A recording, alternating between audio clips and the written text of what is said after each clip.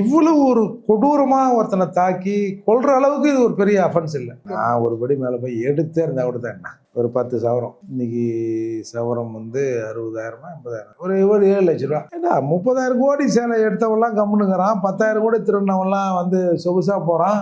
டாஸ்மார்க்ல 10 ரூபா 10 ரூபான்னு வாங்கி கோடிக்கணக்கில் சம்பாதித்த செந்தில் பாலாஜி போன்ற ஆட்கள்லாம் இன்னைக்கு ராஜ மரியாதை அவர்களுக்கு தரப்படுகிறது.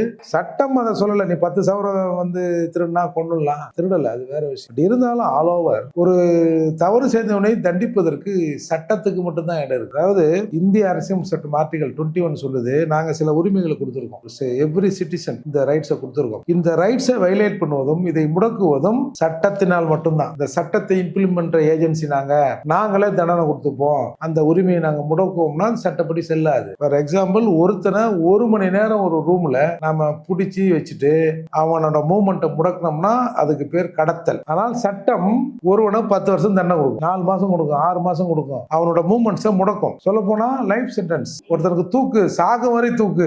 அது சட்டத்துக்கு தான் அதுக்கு பவர் இருக்குது. சட்டத்தை கையாளுகிற நாங்கள் இல்ல அதை இம்ப்ளிமெண்ட் பண்ற இந்த ஏஜென்சிஸ் இது எப்படியோ போன நாளைக்கு தூக்கு தானே கொடுக்க போறான், நானே தூக்கு போட்டுறேன், அப்படிலாம் பண்ண முடியாது. அப்படி இருக்கிற போது சட்டப்படி இன்னைக்கு எவ்வளோ டெக்னாலஜி வளர்ந்துருக்கு.